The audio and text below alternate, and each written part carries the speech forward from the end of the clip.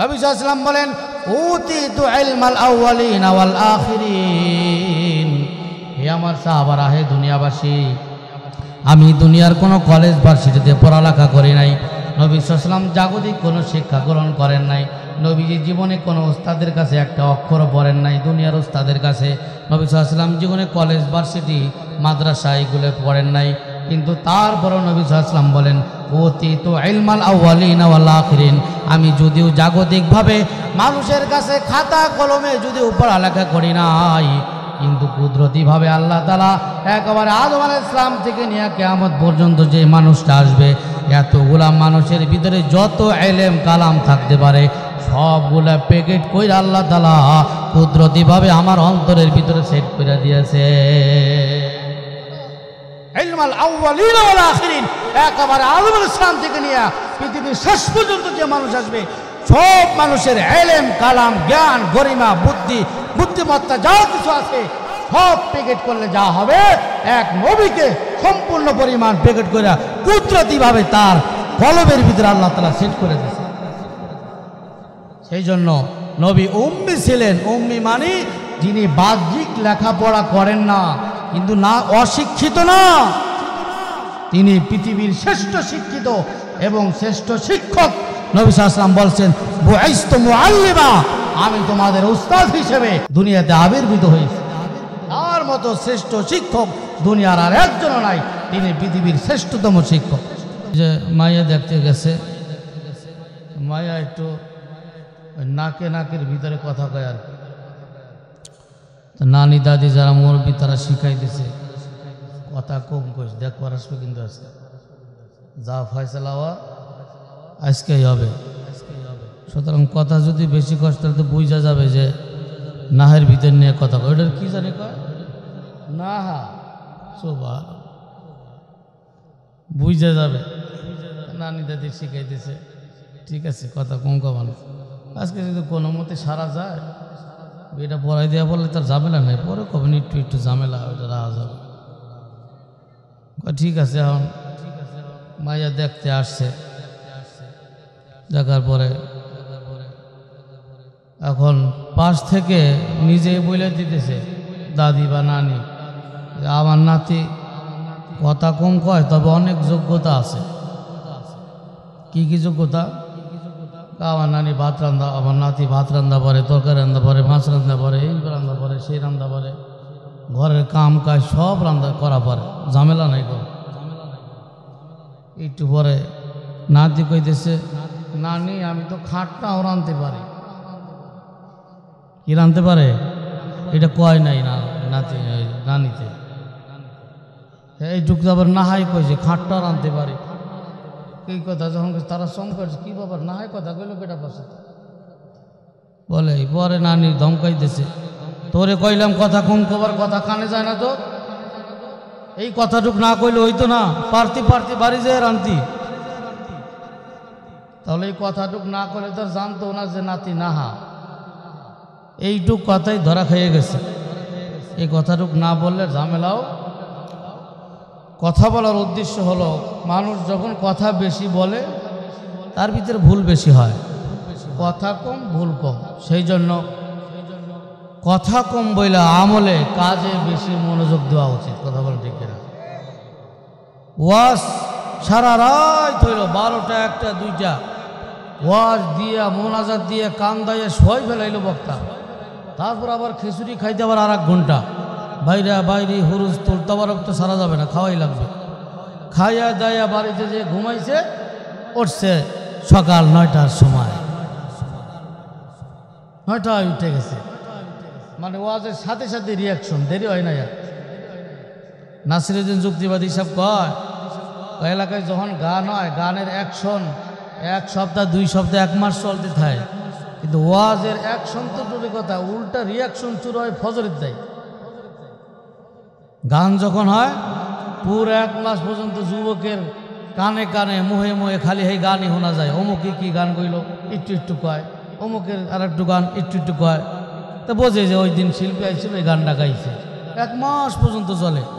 তো ওয়াজ যেই দিন হয়, উচিত ছিল তো সেই দিন থেকে নামাজ শুরু করা, উল্টা রাত অধিক করার কারণে দেখা গেছে যারা ফজর স্বাভাবিকভাবে পড়ে তাদেরও কাজা হয়ে যায়। কথা কি মিশা কথা কইছি? এরকম হয় কেন? অভ্যাস, আপনার অভ্যাস, আপনি 9টা বাজে শুয়ে পড়েন, সেই সময় যদি আপনি 12টা বাজান আপনার একটা অ্যাক্সিডেন্ট ঘটবে, হয়তো আলাপ পাবেন না, চেতন পাবেন না, ঝামেলা হবে। সেই জন্য ওয়াজ উচিত সর্বোচ্চ 11টা 11:30টার ভিতরে শেষ করে, যাতে 4-5-6 ঘন্টা ঘুমানো যায়, নিরিবিলে উঠে ফজরের নামাজটা। এমন যদি 1000 বছর ওয়াজ করা হয়, 1000 বছরের ওয়াজের সওয়াব ফজরের 1 রাকাতের সওয়াব মিলেলে মিলবে? মিলবে? 1000 বছরের ওয়াজের সওয়াব ফজরের ফরজের 1 রাকাতের সওয়াব ধারে কাছেও নেওয়া যাবে না। নফল ফরজ, আসমান এবং জমিন পার্থক্য। নফলের মাধ্যমে, নফল পড়তে পড়তে পড়তে পড়তে তার জীবনের সর্বোচ্চ নফল ইবাদত করে, সর্বোচ্চ নফল ইবাদত করতে করতে আল্লাহর যতটুকু নিকটবর্তী হবে ফরজের দ্বারা, সেখান থেকেই তার নিকটবর্তী শুরু হবে। কথা বোঝেন নাই মনে হয়? আপনি তাহাজ্জুদ পড়েন, ফজর পড়েন না, ওই তাহাজ্জুদে কাম হবে? আপনি 60 বছর তাহাজ্জুদ পড়া আল্লাহর যত নিকটবর্তী হবেন, আর একজন তাহাজ্জুদ পড়ে না কিন্তু ফজরের নামাজ 5 ওয়াক্ত নামাজ পড়ে, আপনার চাইতে অনেক আল্লাহর কাছে নিকটবর্তী হবে। সেই জন্য ফরজ ফরজের জায়গায়, নফল নফল। আল্লাহ তাআলা আমাদেরকে বোঝার তৌফিক দান করুন। আমি কোরআনে পাক থেকে একটা আয়াত, নবী সাল্লাল্লাহু আলাইহি ওয়াসাল্লামের লক্ষ লক্ষ হাদিসে পাক থেকে একটি মাত্র হাদিস তেলাওয়াত করছি। সংক্ষিপ্ত কিছু কথা বলবো ইনশাআল্লাহ। আল্লাহ তাআলা আমাদের সকলকে উক্ত কথাগুলোর উপর যাতে আমলের তৌফিক দান করে, সকলে বলি আমিন। আল্লাহ তাআলা বলতেছেন, কুল ইন কুনতুম তুহিব্বুনাল্লাহ ফাত্তাবিউনি ইউহিব্বুকুমুল্লাহ ওয়া ইয়াগফির লাকুম যুনুবাকুম ওয়াল্লাহু গফুরুর রহিম। আল্লাহ তাআলা বলতেছেন, হে নবী আপনি বইলা দেন, ইন কুনতুম তুহিব্বুনাল্লাহ, যদি তোমরা আমি আল্লাহকে ভালোবাসতে চাও, মোহাব্বত করতে চাও। আমরা সবাই আল্লাহকে ভালোবাসতে চাই, তো সবাই চায় আল্লাহকে ভালোবাসতে, পিছনে আর আল্লাহ মনে চান না, আল্লাহর ভালোবাসা সবাই চায়। আল্লাহ বলেন, হ্যাঁ নবী আমার ভালোবাসা যদি আমার উম্মত চায়, আপনি যাদেরকে বলে দেন ইন কুনতুম তুহিব্বুনাল্লাহ, হে আমার উম্মত যদি তোমরা আমি আল্লাহর ভালোবাসা চাও, আল্লাহ তাআলাকে ভালোবাসতে চাও, মোহাব্বত করতে চাও, ফাত্তাবিউনি, তাহলে আমি নবীর অনুসরণ করো। ইউহিব্বুকুমুল্লাহ, আমি নবীর অনুসরণ যখন করবা আল্লাহর ভালোবাসা হয়ে যাবে, সাথে সাথে আল্লাহ তোমাদেরকে ভালোবাসা শুরু করে দিবে। আল্লাহর ভালোবাসা চাইতে হইলে আল্লাহ বলতে পারতেন আমার হুকুম মানা শুরু করে দাও, বলতে পারতেন না? বলেন নাই কেন? আল্লাহ বলেন, নবী আপনি বলেন ফাত্তাবিউনি, তোমরা আমি নবীর অনুসরণ করো। কারণ নবীর অনুসরণ করতে গেলে আল্লাহর হুকুম মানা লাগবে কি লাগবে না? অন্যায় আল্লাহ তাআলা বলেন, মা আতাকুমুর রাসূলু ফাখুযু, এই আমার রাসূল যা নিয়ে আসছে, আমার নবী তোমাদের কাছে যা কিছু নিয়ে উপস্থিত হয়েছে তা কিছু তোমরা ধরো, আঁকড়াই ধরো, মজবুত করে ধরো। ওয়া মা নাহাকুম আনহু ফান্তাহু, খবরদার আমার নবী আমার রাসূল যেটা থেকে তোমাদেরকে নিষেধ করতেছে, খবরদার খবরদার সেটা থেকে বিরত থাকবা, ধারে কাছেও। তাহলে নবীর অনুসরণের ভিতরে আল্লাহর হুকুম আছে না নাই? নবীর অনুসরণের ভিতরে নামাজ আছে, নবীর অনুসরণের ভিতরে রোজা আছে, নবীর অনুসরণের ভিতরে যাকাত আছে, হজ আছে, দান সদকা আছে, সুন্দরভাবে কথা বলা আছে, গীবত শিকায়ত নাই, পরনিন্দা নাই, মানুষের সাথে চগলখড়ি নাই, ওয়াদা খেলাফে নাই, চুরি নাই, বাটপারি নাই। কথা বলেন ঠিক কিনা? সেই জন্য আল্লাহ বলছেন, আমাকে যদি আমার বান্দা পাইতে চায়, মোহাব্বত করতে চায়, তাহলে আপনি নবী বলেন তারা যাতে আপনাকে মোহাব্বত করে, আপনার অনুসরণ করে। এই যে একটা কথা, তারপরে পুরস্কার আসতেছে। কথা একটা, যদি আমাকে বান্দা পাইতে চায় আল্লাহকে অবশ্যই পাওয়া লাগবে, আল্লাহর বান্দা অবশ্যই হওয়া লাগবে। আল্লাহকে যদি না পাই, আল্লাহর বান্দা যদি না হয়, জান্নাতে যাওয়া কিয়ামতের ময়দান যখন কায়েম হয়ে যাবে, আল্লাহ তাআলা ডাক দেবেন, ইয়া আইয়াতুহান নাফসুল মুতমাইন্না, হে নফসে মুতমাইনওয়ালারা, যারা ইবাদত করতে করতে, নেকির কাজ করতে করতে নিজেদের নফসটাকে মুতমাইন বানাই ফেলাইছো। নফস তিন প্রকার, নফসে আম্মারা, নফসে লাওয়ামা, নফসে মুতমাইন্না। মুতমাইন্না ওই নফসকে বলা হয় যে নফসের দ্বারা শুধুমাত্র ভালো কাজ করতে ভালো লাগে, খারাপ কাজ করতে খারাপ লাগে, ভালো লাগে না। ওইটা হলো নফসে মুতমাইনওয়ালা, মানে নেককার নফস, যারা নেকির কাজ করে। আল্লাহ তাআলা তাদেরকে কিয়ামতের ময়দানে ডাক দিয়ে বলবেন, ইয়া আইয়াতুহান নাফসুল মুতমাইন্না, হে নফসে মুতমাইনওয়ালারা, ইরজিই ইলা রাব্বিকি রাদিয়াতাম মারদিয়া, তোমরা আসো তোমার প্রভুর দিকে, তোমার খালেকের দিকে, তোমার মালিকের দিকে, তোমার রবের দিকে, তোমার আল্লাহর দিকে আসো। রাদিয়াতাম মারদিয়া, এমন অবস্থায় আসো, এমন অবস্থায় আসো যে তোমরা আল্লাহর প্রতি সন্তুষ্ট, আল্লাহ তোমাদের প্রতি সন্তুষ্ট। এমন অবস্থায় আমার কাছে আসো। তারপরে আল্লাহ তাআলা বলেন, ফাদখুলি ফি ইবাদি, এই আমার যারা বান্দা আছে, আমার যারা খাস লোক আছে, যারা আমি আল্লাহকে আল্লাহ বইলা মানে, আমি রবকে রব বলে যারা স্বীকার করে, অর্থাৎ যারা আমার খাঁটি গোলাম আছে, ওই গোলামের ভিতরে ঢোকো। ওয়াদখুলি জান্নাতি, আমার ওই নেককার খাঁটি গোলামদের সাথে তোমরা সরাসরি জান্নাতের ভিতরে ঢুকে যাও। সেই জন্য আল্লাহরে পাওয়া লাগবে কি লাগবে না? লাগবে। আল্লাহর মোহাব্বত অবশ্যই লাগবে। আল্লাহ যদি আমাকে মোহাব্বত না করে, উল্টা আমার উপর যদি রাগান্বিত হয়, উপায় আছে? উপায় আছে কোনো? এই জিনিসটা হইলে আর কিছু উপায় নাই। আর জীবনের কাম সারা, দুনিয়ার যা কিছু হোক না হোক, মালিক যাতে আমার উপরে বেজার না, দুনিয়ার সব বেজার হয়ে গেল, মালিক যদি খুশি থাকে, এমন কাজ যদি আমি করা পারি, বাস আমার দুনিয়াও সফল, আখেরাতও। আর আমি দুনিয়ার মা বাপ, স্ত্রী সন্তান, নেতার নেত্রী, তাদেরকে খুশি করতে যাইয়া যদি আল্লাহকে আমি বেজার করি, তাহলে কোনো উপায়, তাহলে আল্লাহর মোহাব্বত অবশ্যই পাওয়া লাগবে কি লাগবে না? লাগবে। তাহলে আল্লাহর মোহাব্বত পাইতে হইলে আল্লাহ বলতেছেন, নবী আপনি বলেন তারা যাতে আপনার অনুসরণ করে, আপনার पैरवी করে, আপনার সুন্নাত অনুযায়ী নিজের জীবনকে পরিচালনা। এই যে কথাটা বললেন, আপনার অনুসরণ, আপনাকে মোহাব্বত, আপনার অনুসরণ করলে, আপনাকে মোহাব্বত করলেই আমি আল্লাহ তাকে নিজেই মোহাব্বত করব। সবাই বলে, অনেক আলেমরা বক্তারা বলতেছে নবীর মোহাব্বত লাগবে, আল্লাহর মোহাব্বত লাগবে। অবশ্যই লাগবে। আমি একটু এই ব্যাপারে কথা বলবো, নবীকে কেন মোহাব্বত করা লাগবে? মোহাব্বত তো করাই লাগবে নাকি? অবশ্যই লাগবে। আল্লাহর মোহাব্বত, নবীর মোহাব্বত, মোহাব্বতটা কেন করা লাগবে এই সম্পর্কে কিছু কথা। বিখ্যাত মুফাসসির আল্লামা ইসহাক রহমাতুল্লাহ আলাইহি বলেন, মানুষ মানুষকে মোহাব্বত করে চারটা গুণের বিনিময়ে। কয়টা গুণ? একটু খেয়াল করেন, কয়টা গুণ? চারটা জিনিসের কারণে, চারটা জিনিস দেখে মানুষ মানুষকে মোহাব্বত করে। এক নাম্বার জামাল, এক নাম্বার হলো জামাল। জামাল মানে এক নাম্বারে জামাল, আরবিগুলো আগে শোনেন। দুই নাম্বারে কামাল, তিন নাম্বারে ইহসান, চার নাম্বারে করাবাত। জামাল মানে সৌন্দর্য, চেহারার সৌন্দর্য, শারীরিক সৌন্দর্য। দুই নম্বরে কামাল, পরিপূর্ণতা, যোগ্যতা। তিন নম্বর ইহসান, দয়া, অনুগ্রহ। চার নম্বর করাবাত, আত্মীয়তা।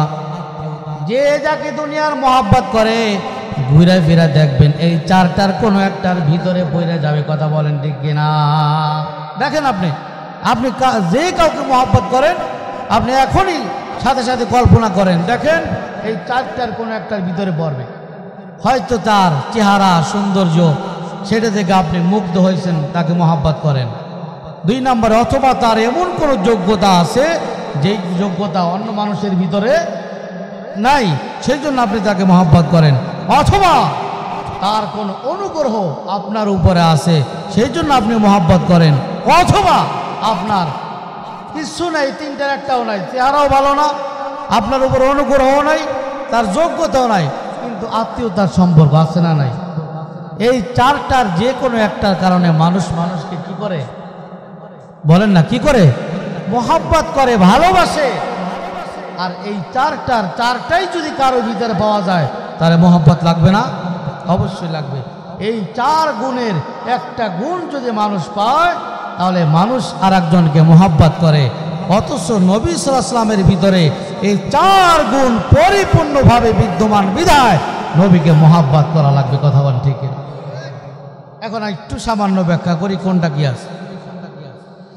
মানুষ মানুষকে মহব্বত করে, এক নম্বরে জামাল, সৌন্দর্য। এই একটা ছেলে একটা মেয়েকে মহব্বত করে, মহব্বতটা যদিও অবৈধ কিন্তু করে, ভালোবাস, প্রেম বলে, সম্পর্ক বলে, যদিও সম্পর্কটা অবৈধ বলে। কেন বলে? একদিন ফেসবুক চালাইতেছে, হঠাৎ করে সুন্দর একটা রমণীর ছবি তার সামনে আসার পরে চেহারাটা ভাল লাগছে, সাথে সাথে মেসেঞ্জারে নক দিছে। নক দেওয়ার পরে দুই চার দিন 5 দিন কথা বলতে বলতে একদিন মহব্বত হয়ে যায়, প্রেম হয়ে যায়। কথা বলেন ঠিক কিনা? মহব্বত করে। কেন মহব্বত করলো? তার চেহারাটা ভালো লাগছে। চেহারা ভালো লাগার কারণে তার ভিতরে মহব্বত পয়দা হয়। আল্লাহর রসুলের চেহারাটা কত সুন্দর ছিল। আল্লাহর রসুলের একজন সাহাবী হযরত হাসান বিন সাবিত রাদিয়াল্লাহু তাআলা আনহু, যিনি হুজুর সাল্লাল্লাহু আলাইহি ওয়াসাল্লামের সাথে সব সময় থাকতেন, তিনি কিন্তু একজন কবি ছিলেন, সুন্দর কবি। যারা কবি তারা বিভিন্ন জিনিস লেখে। আর হাসান বিন সাবিত তিনি যে কবিতা লিখতেন, তার কবিতার বিষয়বস্তুই ছিল রাসূল সাল্লাল্লাহু আলাইহি সাল্লামকে নিয়ে। তার সমস্ত লেখনী নবী সাল্লাল্লাহু আলাইহি সাল্লামকে নিয়ে, তার সৌন্দর্য, তার মাধুর্য, তার আখলাক, তার কথাবার্তা, তার চাল চলন, এই বিষয় নিয়ে হযরত হাসান বিন সাবিত বিভিন্ন সময় কবিতা লেখা লেখা সাহাবাদের মাঝে পাঠ করে শুনাইতেন। তিনি বলতেছেন খুলিকতা মুবাররান, তিনি বলতেছেন আহসানু মিনকা লাম তারা কাত্তু আইনি, আজমালু মিনকা লাম তালিদিন নিসাউ, খুলিকতা মুবাররান মিন কুল্লি আইবিন কান্নাকা কদ খুলিকতা কামা তাশাউ। হাসান বিন সাবিত বলেন আহসানু মিনকা লাম তারা কাত্তু আইনি, হে রাসূল, আপনাকে আল্লাহ তাআলা যত সুন্দর করে বানাইছেন, আপনার মতো এত সুন্দর মানুষ আমার এই চোখ জীবনে দেখে নাই। কত সুন্দর করে বানাইছেন। আহসানু মিন কালাম তারাকাত আইনি আজমালু মিন কালাম তালিদিন নিসাও, আপনার মতো এত সৌন্দর্য, এত যোগ্যতা সম্পন্ন মানুষ কোন মহিলা এই পর্যন্ত পৃথিবীতে ভূমিষ্ঠ করেন নাই। সুবহানাল্লাহ। কন্যা এই কেমন সৌন্দর্য নবীর ছিল। এই নবীর সৌন্দর্য এত সুন্দর ছিল, শামাইলে তিরমিজি নামক তিরমিজি শরীফের একেবারে শেষ অধ্যায় শামাইলে তিরমিজি, যেখানে নবী সাল্লাল্লাহু আলাইহি ওয়াসাল্লামের পুরা দৈহিক গঠন নিয়ে সেখানে আলোচনা করা হয়েছে। মাথার তালু থেকে নিয়ে পায়ের পাতা পর্যন্ত নবী সাল্লাল্লাহু আলাইহি ওয়াসাল্লামের কেমন ছিল সেখানে বলা আছে। সেখানে শামাইলে তিরমিজির ভিতরে বলা আছে নবী সাল্লাল্লাহু আলাইহি ওয়াসাল্লাম যে চুল ছিল, চুলগুলা নবী সাল্লাল্লাহু আলাইহি ওয়াসাল্লাম এত কৃষ্ণ কালো বর্ণ ছিল, যেগুলো স্বাভাবিকভাবে মানুষের হয় না। চুল যত বেশি কালো হয় তাকে তত বেশি ভালো লাগে, কি লাগে না? এই ছোট বয়সে যদি চুল পাইকে যায় ভালো দেখা যায়, চুল যদি কটা কটা হয় ভালো দেখা যায় না। না, চুলের সৌন্দর্য হলো কালো হওয়া। শুধু কালোই না, নবী সাল্লাল্লাহু আলাইহি ওয়াসাল্লামের চুল লম্বা রাখতেন, বাবরি রাখতেন। বাবরির ভিতরে আবার 3টা প্রকার আছে। একটা হলো এই যে কানের লতি পর্যন্ত বাবরি, আর একটা হলো এই ঘাড় পর্যন্ত বাবরি, আর একটা হলো কাঁধ পর্যন্ত বাবরি। 3 রকমের বাবরি নবী সাল্লাল্লাহু আলাইহি ওয়াসাল্লাম রাখতেন। নবী সাল্লাল্লাহু আলাইহি ওয়াসাল্লামের চুলগুলো হালকা কোঁকড়ানো ছিল, দূর থেকে দেখলে সুন্দর দেখা যাইত। সুবহানাল্লাহ। তারপরে আসেন চেহারার ভিতরে। নবী সাল্লাল্লাহু আলাইহি ওয়াসাল্লামের চেহারা সুন্দর, গোলাকৃতির ছিল। এমন গোল ছিল না যে পুরো গোল দেখা যায়, লম্বা এবং গোল দুইয়ের মাঝামাঝি। নবী সাল্লাল্লাহু আলাইহি ওয়াসাল্লামের নাকটা একটু লম্বা ধরনের ছিল, দূর থেকে মনে হইলে মানুষ মনে করতো নবীর নাক বোঝা হয় অনেক লম্বা, কিন্তু কাছে আসলে লম্বা বেশি মনে হইতো না, বরং যতটুকু নাকটা লম্বা হইলে ভালো দেখা যায় সেরকম ছিল। নাকের আগায় সব সময় নূর চমকাইতে থাকতো। চেহারা সুন্দর ছিল, দাড়িগুলা ঘন ছিল। এই যতটুকু ঘন দাড়ি হইলে সুন্দর দেখায় সেরকম সুন্দর দাড়ি ছিল। কালো ছিল, একেবারে মিশমিশে কালো। তারপরে নবী সাল্লাল্লাহু আলাইহি ওয়াসাল্লামের বুক ছিল প্রশস্ত বুক, সুবহানাল্লাহ বলেন। যারা বীর বাহাদুর হয় তাদের বুকটা দেখেন কি হয়, প্রশস্ত হয়। মানুষ বুককে প্রশস্ত বানানোর জন্য, বুককে চওড়া বানানোর জন্য কি করে? ব্যায়াম করে, জিম করে। এখানে গোস্ত বাড়বে আর বুকটা কি হবে? চওড়া হবে, সুন্দর দেখা যাবে। আল্লাহ তাআলা কুদরতি ভাবে নবী সাল্লাল্লাহু আলাইহি ওয়াসাল্লামকে ওরকম চওড়া বিশিষ্ট বুক দান করছেন, সুবহানাল্লাহ। নবী সাল্লাল্লাহু আলাইহি ওয়াসাল্লাম পেট অনেক বড় ছিল না, আবার একেবারে গোস্ত শূন্য ছিল না, মাঝারি ধরনের ছিল। নবী সাল্লাল্লাহু আলাইহি ওয়াসাল্লাম পা মোবারক, এই পেশির এখানে গোস্ত ছিল। নবী সাল্লাল্লাহু আলাইহি ওয়াসাল্লাম পাটা সুন্দর ছিল, পিছনে বেশি গোস্ত ছিল না। পায়ের গোড়ালিতে বেশি গোস্ত থাকলে ভালো দেখা যায় না, অল্প গোস্ত ছিল। পায়ের তালুটা সমান ছিল, একেবারে মাংসালো ছিল। হাতের তালুর এখানেও মাংসালো ছিল, সুন্দর ছিল। অর্থাৎ নবী সাল্লাল্লাহু আলাইহি ওয়াসাল্লামকে আল্লাহ তাআলা এমন সৌন্দর্য দিয়া বানাইছেন, যেই জিনিসটা যেভাবে হইলে পারফেক্ট মনে হয়, আল্লাহ তাআলা কুদরতিভাবে আমার নবীর পুরা বডিকে ওইভাবে আল্লাহ তাআলা সাজাই দিছে। এই ভুরু আছে, ভুরুর কথা লেখা আসছে সময়ের তিরমিজির ভিতরে। অনেকের ভুরু দেখবেন মিলানো থাকে, কি থাকে না? দুইটা মিলানো। নবী সাল্লাল্লাহু আলাইহি ওয়াসাল্লামের ভুরু মিলানো ছিল না, মাঝখানে ফাঁকা ছিল। ভুরুগুলা চিকন ছিল, তরবারির মতো, সুবহানাল্লাহ। ভুরু যদি বেশি মোটা হয়, অনেক বেশি চুল হয়, খারাপ দেখা যায়, এরকমও ছিল না। নবী সাল্লাল্লাহু আলাইহি ওয়াসাল্লামের ভুরুগুলো একেবারে কুঞ্চিত ছিল, সুন্দর ছিল, তরবারির মতো হালকা ফাঁকা ছিল, মাঝখানে আবার আপনার ফাঁকা ছিল। এই যে চোখের পাপড়িগুলা বড় ছিল, চোখের সাদা অংশ বেশি সাদা ছিল, কালো অংশ বেশি কালো ছিল। চোখের কালো অংশ যদি বেশি কালো হয়, সাদা অংশ যদি বেশি সাদা হয়, এই পাপড়িগুলা যদি বড় হয়, তারে খারাপ দেখা যায় না, ভালো দেখা যায়। এই চোখ যদি বড় হয়, ডাগর ডাগর চোখ বিশিষ্ট আল্লাহ তাআলা জান্নাতের হুর যাদেরকে দান করবেন, ওই হুরের কথা বলতে গিয়ে আল্লাহ তাআলা বলতেছেন ওয়াহুরুন আইন। আল্লাহ তাআলা কিয়ামতের ময়দানে জান্নাত তাদেরকে দান করবেন। জান্নাতের ডাগর ডাগর মানে বড় চোখওয়ালা বিশিষ্ট, যাদের চোখটা তুলনামূলক একটু খোলা থাকবে, পাপড়িগুলা বড় থাকবে, এমন ডাগর ডাগর চোখ বিশিষ্টওয়ালা হুর দান করবেন। আল্লাহ তাআলা কুদরতিভাবে নবী সাল্লাল্লাহু আলাইহি ওয়াসাল্লামের চোখটা ওইভাবে সামান্য বড় করে দিয়েছিলেন। মোট কথা, পুরা শরীরের যে অঙ্গ যেভাবে হইলে পারফেক্ট মনে হয়, সুন্দর মনে হয়, মানে ভুরুর ভিতরে পৃথিবীর সর্বশ্রেষ্ঠ ভুরু যেটা হইতে পারে ওইটা নবীর ছিল। চোখগুলোর ভিতরে সর্বশ্রেষ্ঠ চোখ যেটা হইলে ভালো দেখায় ওরকম ছিল। চেহারার ভিতরে সর্বশ্রেষ্ঠ চেহারা হইলে যেরকম ভালো দেখায় ওরকম ছিল। পুরা বডির অবয়ব কুল্লুহুম একেবারে যা হইলে পারফেক্ট মনে হয়, আল্লাহ তাআলা কুদরতিভাবে নবীকে ওইভাবে তৈরি করছেন। আপনি মহব্বত কেন করবেন না? চেহারা সৌন্দর্য। তো হাসান বিন সাবিত বলতেছেন, ও আজমালু মিনকা লাম তালিদিন নিসাউ।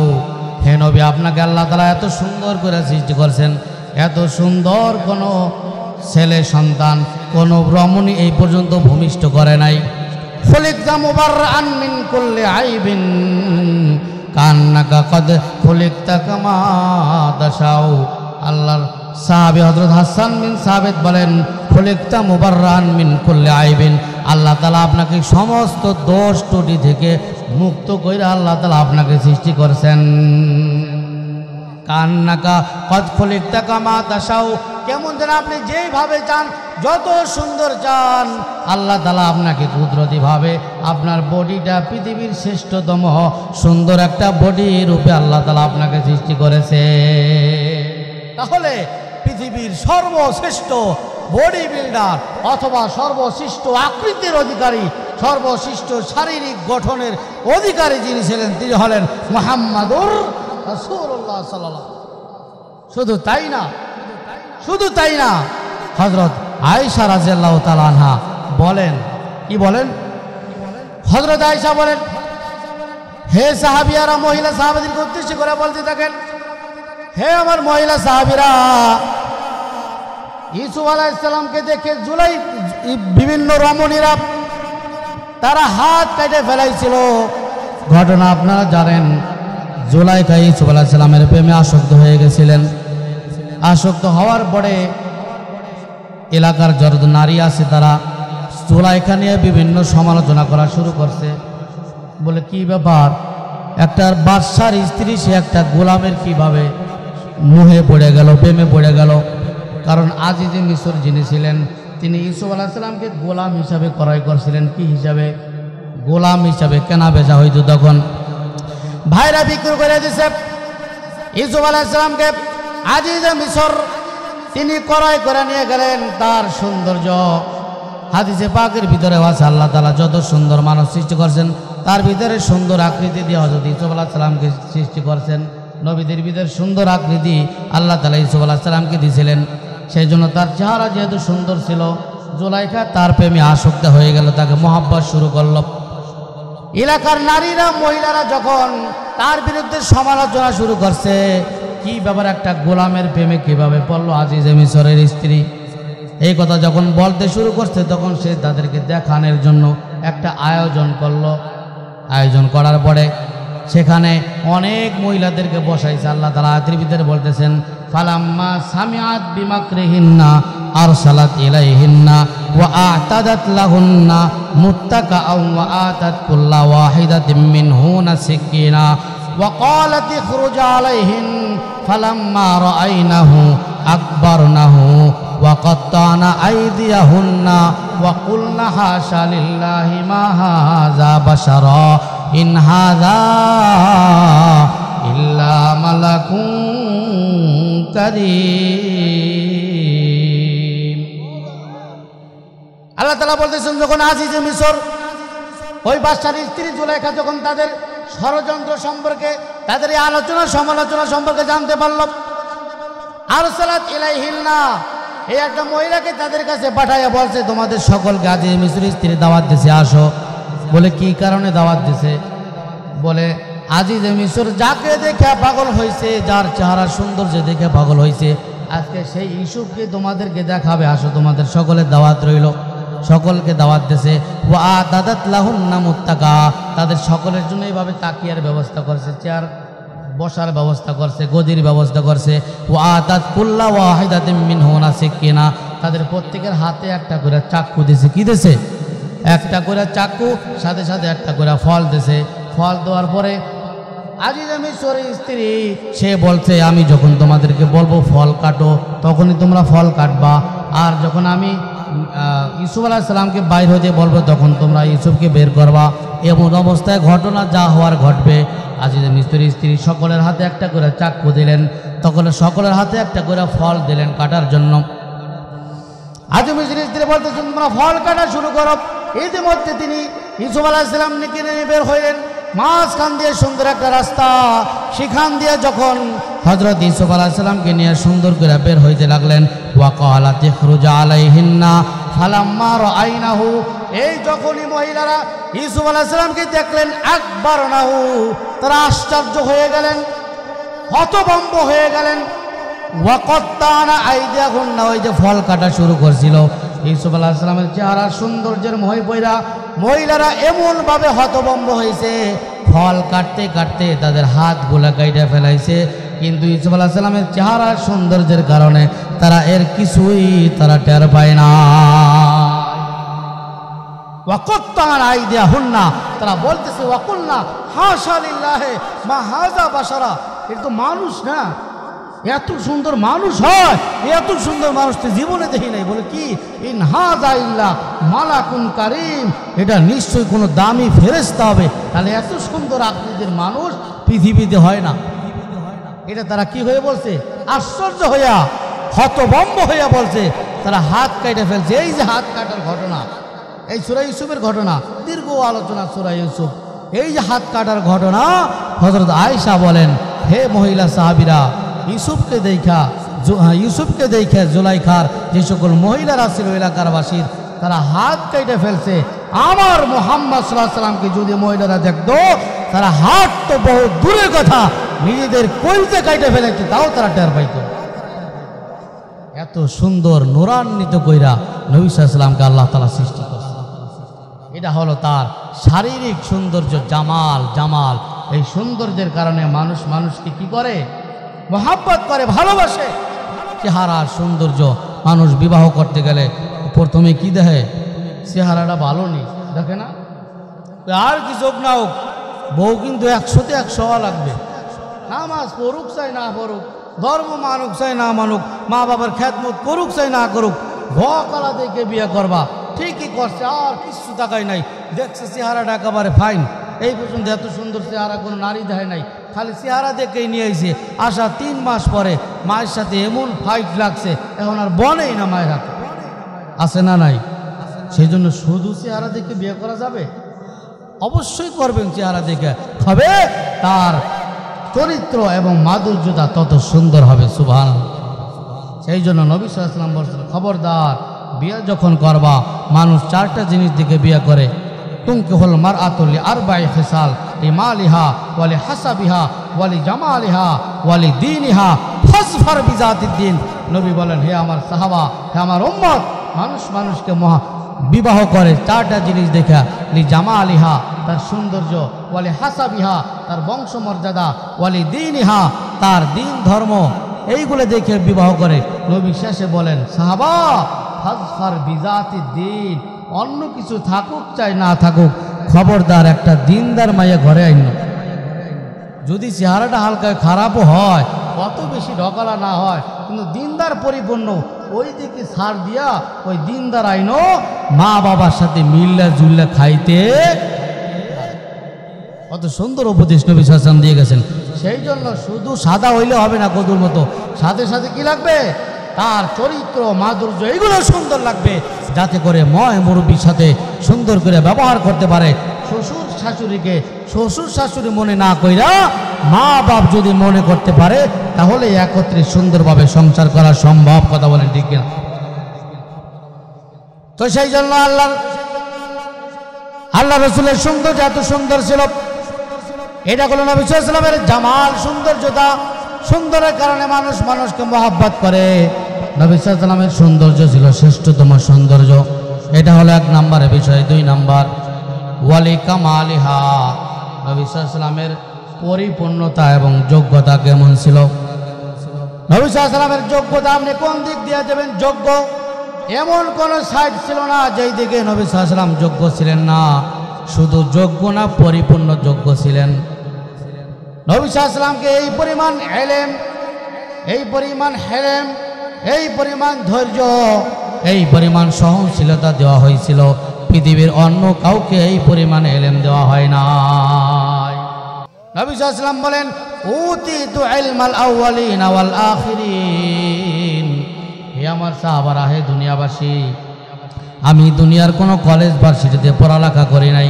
নবী সাল্লাল্লাহু আলাইহি ওয়াসাল্লাম জাগতিক কোনো শিক্ষা গ্রহণ করেন নাই। নবীজি জীবনে কোনো ওস্তাদের কাছে একটা অক্ষরও পড়েন নাই, দুনিয়ার ওস্তাদের কাছে। নবী সাল্লাল্লাহু আলাইহি ওয়াসাল্লাম জীবনে কলেজ ভার্সিটি মাদ্রাসা এগুলো পড়েন নাই, কিন্তু তারপরও নবী সাল্লাল্লাহু আলাইহি ওয়াসাল্লাম বলেন, উতিতু ইলমাল আউয়ালিনা ওয়াল আখিরিন।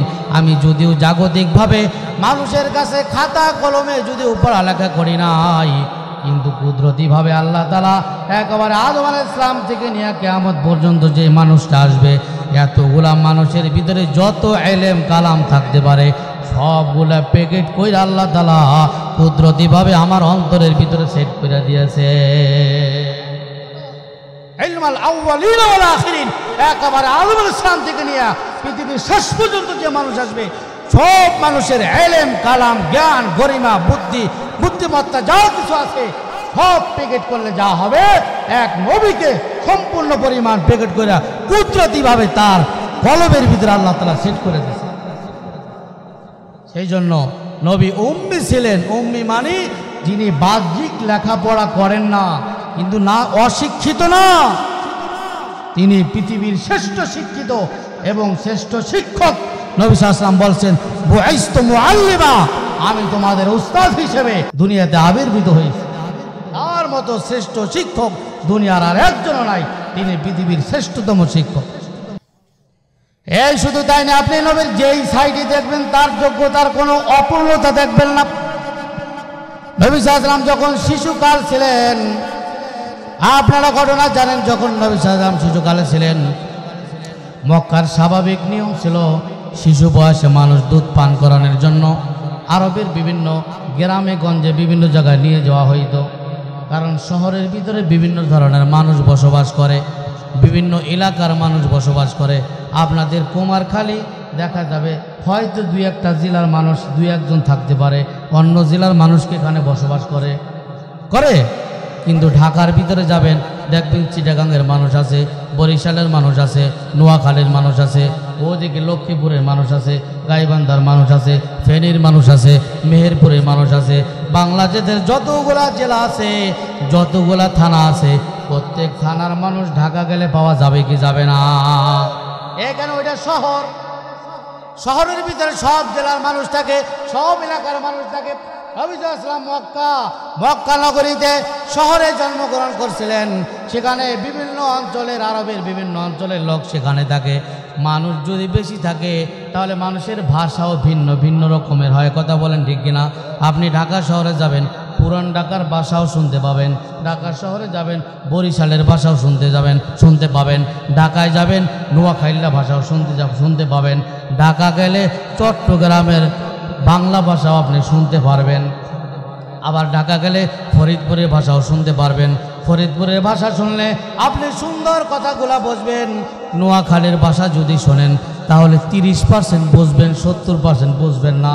আর যদি চট্টগ্রামের ভাষা শোনেন তাহলে 100%-এর 150% বুঝবেন না। 100%-এর অক্ষরই বুঝবেন না, অক্ষরই পাল্টেই বেড়াইছে। সুবহানাল্লাহ। ভাষার এক এক জায়গার এক এক রকম করে এক এক ভাবে আল্লাহ তাআলা সৃষ্টি করছেন।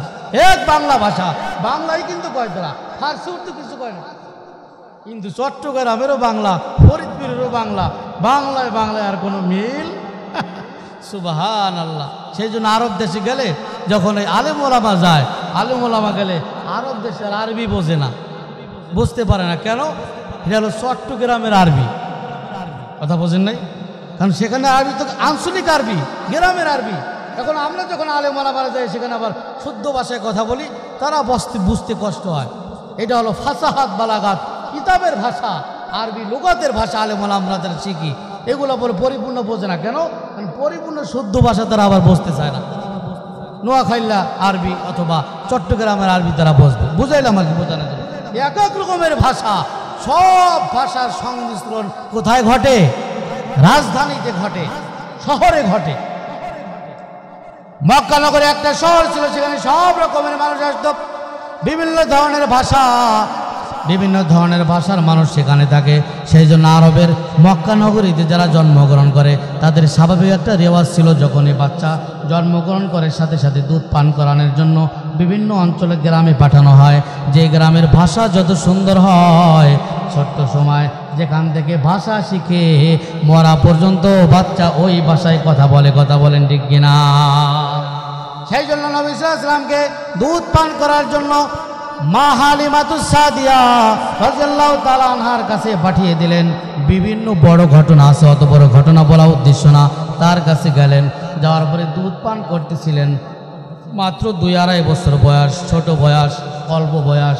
হযরত মুহাম্মদুর রাসূলুল্লাহ সাল্লাল্লাহু আলাইহি সাল্লামের যে দুধ মা ছিলেন হালিমাতুস সাদিয়া, তার একজন ভাই ছিলেন, তার নাম হলো আব্দুল্লাহ। তার নাম কি? দুধ ভাই আর কি।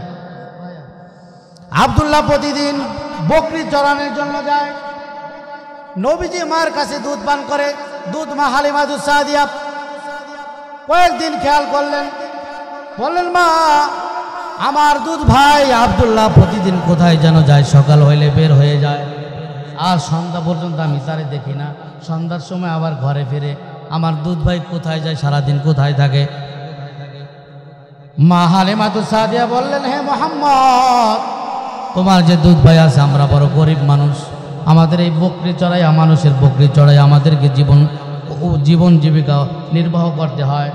তোমার ভাই মানুষের বকরি চড়ানোর জন্য এই গ্রামগঞ্জের ভিতরে যায়, বিভিন্ন জঙ্গলের ভিতরে যায়, মাঠে যায়। বলে, তাই নাকি? নবী সাল্লাল্লাহু আলাইহি ওয়াসাল্লাম কেমন ভাই ছিলেন? নবী সাল্লাল্লাহু আলাইহি ওয়াসাল্লাম কেমন ভ্রাতৃত্ব তার ভিতরে ছিল।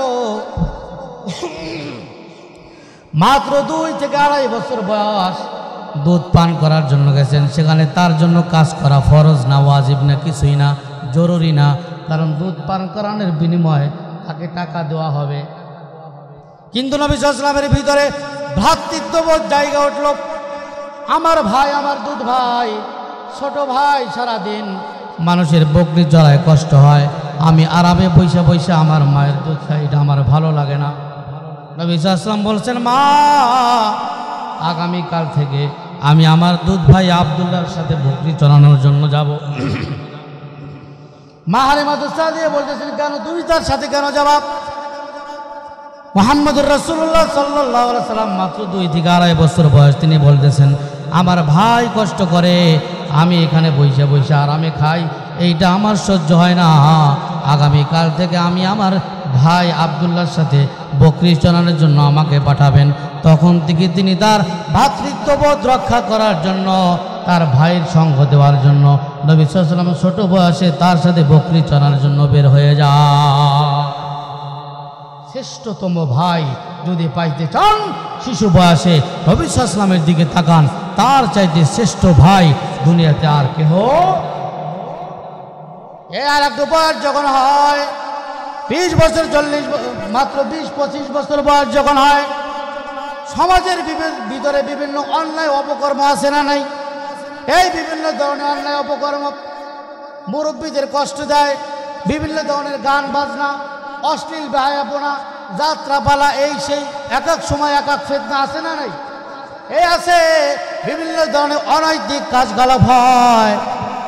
নবী সাল্লাল্লাহু আলাইহি ওয়াসাল্লামের বয়স যখন মাত্র 25 বছর বয়স, নবী সাল্লাল্লাহু আলাইহি ওয়াসাল্লামের তার ভিতরে যুবকের যে নিদর্শন, একজন সত্যনিষ্ঠ যুবক যে হয়, সে কখনো বাতিলকে সাপোর্ট করতে পারে না, সে কখনো অন্যায়কে সাপোর্ট করতে পারে না, সে কখনো পাপাচারকে সাপোর্ট করতে পারে না। এটা একটা নেককার যুবকের নিদর্শন। নবী সাল্লাল্লাহু আলাইহি ওয়াসাল্লামের বয়স মাত্র 25 বছর, নবুয়তের এখনো প্রায় কয় বছর বাকি? 15 বছর বাকি। এখনই তিনি তার সমাজকে সুন্দর করার জন্য, সমাজকে বিনির্মাণ করানোর জন্য, সমাজের এই বিভিন্ন অশ্লীল বেহায়াপনা, নাচ গান, বিভিন্ন ধরনের বেহায়াপনা, এইগুলাকে ধ্বংস করার জন্য নবী সাল্লাল্লাহু আলাইহি ওয়াসাল্লামের ভিতরে যে মূল যেই যুবক, নেককার যুবকের যেই নিদর্শন, সেটা জায়গা উঠল। নবী সাল্লাল্লাহু আলাইহি ওয়াসাল্লাম মাত্র 25 বছর বয়সে সমাজের এই সকল বিভিন্ন অন্যায় অপকর্ম নির্মূল করার জন্য একটা সংগঠন তৈরি করলেন। তার নাম হলো হিলফুল ফুজুল। নাম শুনছেন আপনারা? 25 বছর বয়সে নবী সাল্লাল্লাহু আলাইহি ওয়াসাল্লাম হিলফুল ফুজুল নামক একটা সংস্থা, একটা সংগঠন তৈরি করছিলেন, যাতে করে সমাজের ভিতরে অন্যায় অপকর্ম না হয় এবং মানুষদেরকে সহযোগিতা করা যায়। সেই জন্য সুবহানাল্লাহ বলবেন। তাহলে শ্রেষ্ঠ যুবকের উদাহরণ যদি দিতে হয়, সর্বপ্রথম যে যুবকের নাম আসবে তিনি হলেন মুহাম্মাদুর রাসূল। তিনি একজন শ্রেষ্ঠ যুবক ছিলেন। এই 40 বছর বয়স হয়, 40 বছর বয়স যখন হয়ে গেলেন, 25 বছর বয়স যখন হয়ে গেলেন, তিনি বিবাহ করলেন হযরত খাদিজাতুল কুবরা রাদিয়াল্লাহু তাআলা আনহা। হযরত খাদিজাতুল কুবরা রাদিয়াল্লাহু তাআলা আনহাকে যখন বিবাহ করলেন, যদি খাদিজার বিভিন্ন রিওয়ায়াতের হাদিস দেখেন, কোন হাদিসের ভিতরে এমন পাবেন না যে খাদিজাকে নবী সাল্লাল্লাহু আলাইহি ওয়াসাল্লাম কষ্ট দিয়েছেন। সুবহানাল্লাহ বলবেন না? আমরা স্বামী স্ত্রী থাকি, দিনে দিনে ঝগড়া হয়, অনেকের ঘন্টায় ঘন্টায় ঝগড়া হয়, স্বামী স্ত্রী মিলই হয় না, খালি ঝগড়া লাইগাই থাকে। পরে হুজুরের কাছে আসে, হুজুর দেখেন এটা তাবিজ কবিজ দেন, একটু ফু ফকর বইরা দেন, যাতে করে স্বামী স্ত্রীর ভিতরে কি হয়। সুবহানাল্লাহ। নবী সাল্লাল্লাহু আলাইহি ওয়াসাল্লাম হযরত খাদিজার সাথে দীর্ঘ একেবারে প্রায় 24 বছর পর্যন্ত ঘর সংসার করছেন একজন স্ত্রী হযরত খাদিজাকে নিয়ে। খাদিজা মৃত্যুর আগ পর্যন্ত নবী সাল্লাল্লাহু আলাইহি ওয়াসাল্লাম আর কোনো বিবাহ করেন নাই। একেবারে 55 বছর বয়স পর্যন্ত খাদিজার সাথে ঘর সংসার করছেন, দীর্ঘ 24 বছর। এত সুন্দর মিল মোহাব্বত নিয়েছিলেন। পৃথিবীর সর্বশ্রেষ্ঠ স্বামীর নাম যদি উল্লেখ করতে হয়, তাহলে সর্বপ্রথম নাম আসবে মুহাম্মাদুর রাসূলুল্লাহ। সর্বশ্রেষ্ঠ স্বামী তিনি ছিলেন। তারপরে আবার নবী সাল্লাল্লাহু আলাইহি ওয়াসাল্লামের বিবাহের মাধ্যমে খাদিজার গর্ভে বিভিন্ন সন্তানাদি জন্মগ্রহণ করছেন, তাদের ভিতরে সমতা বজায় রাখছেন। পৃথিবীর শ্রেষ্ঠতম বাপ যদি উল্লেখ করা হয়, পৃথিবীর সর্বশ্রেষ্ঠ পিতার নাম যদি উল্লেখ করা হয়, সর্বপ্রথম নাম আসবে মুহাম্মাদুর রাসূলুল্লাহ। এইভাবে নবীজির একেবারে জন্ম থেকে নিয়ে মৃত্যু পর্যন্ত যতগুলা সেক্টর হইতে পারে, যতগুলা যোগ্যতা হইতে পারে, প্রতিটা ক্ষেত্রে এক নম্বরে ছিলেন মুহাম্মাদুর রাসূলুল্লাহ। সব দিক দিয়া এমন কোনো যোগ্যতা নাই যেই দিকে নবী সাল্লাল্লাহু আলাইহি ওয়াসাল্লামকে পরিপূর্ণ যোগ্য করা তৈরি হয় নাই। শুধু তাই না, নবী সাল্লাল্লাহু আলাইহি ওয়াসাল্লাম স্বাভাবিকভাবে দুনিয়ার কোনো কলেজ ভার্সিটি কারো কাছে শিক্ষা গ্রহণ করেন নাই, কিন্তু নবী বলছেন আনা আফসাহুল আরব, আরবের ভিতরে সবচাইতে শুদ্ধ ভাষায়, সুন্দর ভাষায়, সাবলীল ভাষায় যে ব্যক্তি কথা বলে তিনি হলাম আমি মুহাম্মাদুর রাসূলুল্লাহ। অথচ আমরা বাংলা কইতে গেলে প্যাসপুস লাগে কোহান্দা কি হয়ে যায় নিজেরও টের পাই না। কথা বলেন, শিক্ষিত মানুষ কথা কইলে, কথা বলতে গেলে ভুল হয় না? নবী সাল্লাল্লাহু আলাইহি ওয়াসাল্লাম আফসাহুল আরব, পৃথিবীর সর্বশ্রেষ্ঠ আরবি সাহিত্যিক যদি নাম লিখতে হয় সর্বপ্রথম নবীর নাম লেখা লাগবে। এইভাবে বিভিন্ন মানুষ নবী সাল্লাল্লাহু আলাইহি ওয়াসাল্লামের জন্ম থেকে নিয়ে মৃত্যু পর্যন্ত নবী সাল্লাল্লাহু আলাইহি ওয়াসাল্লামকে নিয়ে গবেষণা করছে। বিভিন্ন কাফের, বেদুইন, ইহুদি, খ্রিস্টান যারা ছিল নবীকে নিয়ে গবেষণা করছে, কোনো দিক ভুল ধরা যায় কিনা, কোনো দিক 100-র ভিতরে 99 পাওয়া যায় কিনা।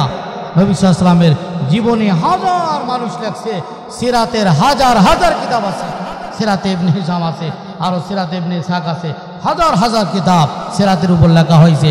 কোনো কিতাবের ভিতরে মুসলমানদের কথা, কোনো কাফেরও নবী সাল্লাল্লাহু আলাইহি ওয়াসাল্লামের কোনো বিষয় কোনো ত্রুটি লিখতে সক্ষম।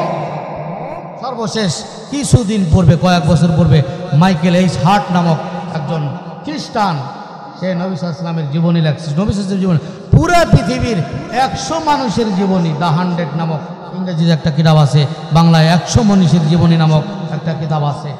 100 মনীষীর জীবনের ভিতরে তিনি বলেন আমি অনেকবার রিসার্চ করছি, অনেকবার চেষ্টা করছি মুহাম্মাদের নাম 1 নাম্বার ছাড়া 2, 3, 4, 5 নাম্বার দেওয়া যায় কিনা। আমি হাজারো গবেষণার পরে দেখছি 1 নম্বরে মুহাম্মাদুর রাসূলুল্লাহর নাম ছাড়া আর কারো নাম 1 নম্বরে দেওয়ার আমার অধিকার নাই। তিনি গবেষণা করে দেখছেন, সর্বদিক বিবেচনা করলে 1 নম্বরে যার নাম আসে তিনি কে? মুহাম্মদ। তাহলে এই যে 2 নম্বরে কামাল, যোগ্যতা, যত ধরনের যোগ্যতা থাকতে পারে সর্বশ্রেষ্ঠ এবং সব দিক দিয়ে সর্বগুণে গুণান্বিত ছিলেন মুহাম্মাদুর রাসূলুল্লাহ। এটা গেল 2 নম্বর। 1 নম্বরে বলতেছিলাম জামাল, সৌন্দর্য, চেহারার সৌন্দর্য, গঠনের সৌন্দর্য। 2 নম্বরে কামাল, যোগ্যতা, পরিপূর্ণতা। নবী সাল্লাল্লাহু আলাইহি ওয়াসাল্লামের পুরা জিন্দেগীর যত যোগ্যতা ছিল পরিপূর্ণভাবে ছিল, কোনোটার ভিতরে 100-র ভিতরে 99 দেওয়ার অধিকার কারো ছিল না। 3 নম্বরে যে বিষয়টার কারণে মানুষ মানুষকে মহাব্বত করে সেটা হলো ইহসান, দয়া, অনুগ্রহ। দয়া অনুগ্রহের কথা যদি বলতে যাই, দিনের পর দিন, রাতের পর রাত, মাসের পর মাস কাইটা যাবে, কিন্তু নবীর দয়ার কথা শেষ হবে না। নবী সাল্লাল্লাহু আলাইহি ওয়াসাল্লাম উম্মতের জন্য এমন কোনো কাজ নাই যেটা করেন নাই। উম্মতের এই ফিকরের জন্য, উম্মতকে জাহান্নাম থেকে বাঁচানোর জন্য নবী সাল্লাল্লাহু আলাইহি ওয়াসাল্লাম এমন কোনো কষ্ট নাই যেটা বরদাস্ত করেন নাই। নবী সাল্লাল্লাহু আলাইহি ওয়াসাল্লামের উপর স্বাভাবিকভাবে কোনো প্রাণীর আক্রমণ করা সেগুলা হারাম ছিল, নাজায়েজ ছিল। কোনো পশু পাখি নবী সাল্লাল্লাহু আলাইহি ওয়াসাল্লামকে দেখে কষ্ট দিত না, কষ্টই তো দিত না। নবী সাল্লাল্লাহু আলাইহি ওয়াসাল্লামের হাজারো উদাহরণ আছে, হাজারো মুজিজা আছে, যেগুলা বিভিন্ন ধরনের প্রাণী যারা নবী সাল্লাল্লাহু আলাইহি ওয়াসাল্লামকে দেখা নিজেরা পর্যন্ত সালাম প্রদান করত। এই গাছ মানুষের সাথে কথা বলতে পারে না, নবীর কথা শুনে না, গাছ নবীর কাছে চলে আসছে। এই বিভিন্ন ধরনের পোকামাকড় প্রাণী যেগুলো কথা বলতে পারে না, অবলা প্রাণী নবী সাল্লাল্লাহু আলাইহি ওয়াসাল্লামের কাছে যে কালিমা শাহাদাতের সাক্ষ্য দিছে, হাজারো ঘটনা এরকম আছে। আল্লাহ তাআলা বলেন ওয়ামা আরসালনাকা ইল্লা রাহমাতাল লিল আলামিন, হে নবী আমি আপনাকে সারা পৃথিবীবাসীর জন্য রহমত হিসাবে প্রেরণ করছি। আলম বলতে বোঝায় পুরা একেবারে আসমানের উপরে, জমিনের নিচে যা কিছু আছে, গ্রহ, নক্ষত্র, চন্দ্র, সূর্য, গ্রহ, নক্ষত্র, পৃথিবী, পাহাড়, নদী, নালা, খাল, বিল, যা কিছু আছে, যত ধরনের গ্রহ উপগ্রহ আছে সবগুলো মিলে হলো আলম। আল্লাহ তাআলা বলেন পুরা এই আলম যতগুলো আছে, যতগুলা জগৎ আছে, যতগুলা গ্রহ উপগ্রহ আছে, পুরা সমস্ত পৃথিবীর জন্য আমি আপনাকে রহমত হিসাবে প্রেরণ করলাম। এই শুধু মানুষের জন্য রহমত না, এই শুধুমাত্র মুসলমানের জন্যই রহমত না। বলতে পারেন নবী তো শুধু মুসলমানদের উপকার করছেন, কাফেরের কি উপকার করছেন? না না, এই নবী তো মুসলমানের উপকার করছেনই। মুসলমানদের উপকার তো এভাবে করছেন, নবী সাল্লাল্লাহু আলাইহি ওয়াসাল্লাম চেষ্টা মেহনত মুজাহাদা কইরা মুসলমানদের হিদায়াতের জন্য তিনি চেষ্টা মেহনত মুজাহাদা করছেন, নিজের ঘাম ছড়াইছেন। বলে কাফেরের জন্য আবার নবী রহমত। বলে কিভাবে রহমত? এ বলে আপনারা ঘটনা জানেন, কোরআনে পাকের ভিতরে বিভিন্ন জাতির ঘটনা, বিভিন্ন সম্প্রদায়ের ঘটনা কোরআনে পাকের ভিতরে বর্ণনা করা হয়েছে। বিভিন্ন জাতির ঘটনা বর্ণনা করতে গিয়ে আল্লাহ তাআলা বিভিন্ন জায়গায় বলছেন, অন্যান্য জাতি দুনিয়াতে কোনো অন্যায় অপকর্ম করলে আল্লাহ তাআলা তাদেরকে দুনিয়াতে শাস্তি দিয়ে ধ্বংস করে দিতেন। কথা বলেন ঠিক কিনা?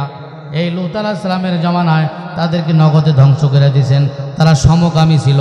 আরও অন্যান্য আদ জাতি, সামুদ জাতি, কওমে সালেহ, কওমে সামুদ, কওমে আদ, আরও বিভিন্ন ধরনের জাতি ছিল কোরআনে পাকের ভিতরে, যাদের বিভিন্ন জুলুম অত্যাচার, বিভিন্ন অন্যায় অপকর্মের ব্যাপারে বলা হয়েছে। তাদেরকে বিভিন্ন ধরনের শাস্তি দিয়ে দুনিয়াতে একেবারে নিঃশেষ করে দেওয়া হয়েছিল।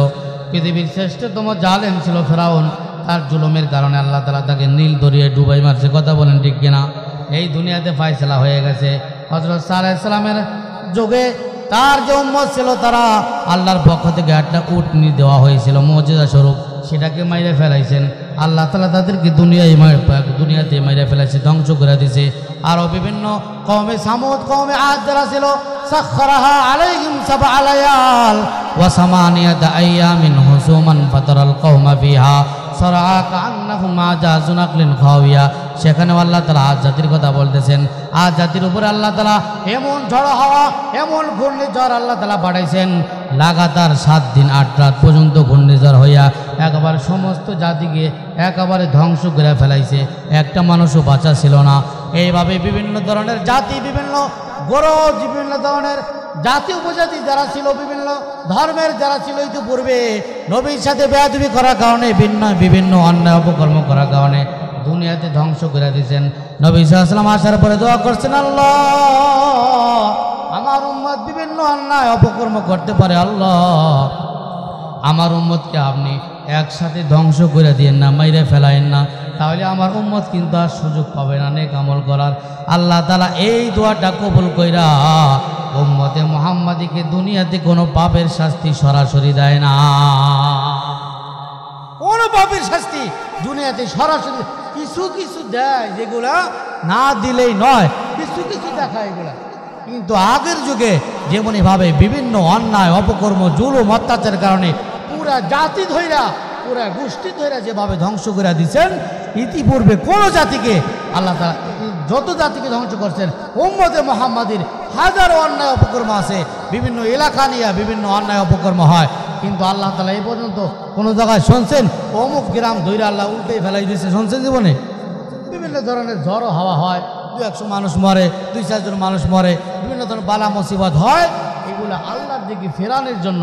কিন্তু নবীর এই দোয়ার কারণে আজ পর্যন্ত প্রতিটা কাফেরের বাচ্চা দুনিয়াতে বাইচা আছে। অন্যথায় নবী সাল্লাল্লাহু আলাইহি ওয়াসাল্লাম বলছেন, যদি দুনিয়াতে লাউ কানাতিদ দুনিয়া তা'দিলু ইনদাল্লাহি জানাহা বাউজা মা সাকা কাফিরা মিনহা সুরবাতা মাইন। আল্লাহ রসুল বলেন, দুনিয়ার মূল্য যদি আল্লাহর কাছে একটা মশা মাছির দানার পরিমাণ হইতো, মা সাকা কাফিরা মিনহা সুরবাতা মা, কোন কাফের, কোন বেদুইন, কোন আল্লাহ বিরোধী লোককে আল্লাহ তাআলা এক ঢোক পানি পান করতে দিতেন না। এখন আমরা লিটারের পর লিটার, মনকে মন, টনকে টন পানি পান করি। কাফেরও পান করে, মুসলমানও পান করে, কাফেরও বসবাস করে, মুসলমানও বসবাস করে, কাফেরও জমিতে বিভিন্ন ফল ফসল বোনায়, মুসলমানও বোনায়। মুসলমানের জমিনে ফসল হয়, কাফের জমিনে তার ফসল হয় না। হয় কাফের যদি গাছ লাগায়, সেই গাছে তার ফল ধরে না, ধরে। কাফের যদি বিভিন্ন মেহনত মুজাহাদা করে, সে তার বেতন পায় না, পায়। কাফের তো শ্বাস বন্ধ হয়ে মরে যাইতেছে, জায়গায় জায়গায় মরে না। সব কিছু সমান হারে চালু আছে। কেন? কারণ নবীজি ওই কাফেরের জন্য রহমত। নবীজি দোয়া করছেন, আল্লাহ আমার উম্মত যদি আপনার বিরোধিতাও করে, আপনার সাথে শিরিক করে, কুফরি করে, দুনিয়াতে আপনি ধ্বংস করে দিয়েন না, আখিরাতে যা করেন করেন, দুনিয়াতে একটু সুযোগ। এই দোয়া দোয়ার বদৌলতে দুনিয়ার হাজারো কাফের, হাজার ইহুদি, হাজারো নাসারা যারা আল্লাহ মানে না, নবী মানে না, ইসলাম মানে না, ইসলামী শরিয়া মানে না, আল্লাহর আইন মানে না, এরকম হাজারো বেদিন কাফের মুসলমানের ভিতরে ফাসিক ফুজ্জার আছে, যারা বাইচা আছে কেন? নবীর ওই দোয়ার বদৌলতে।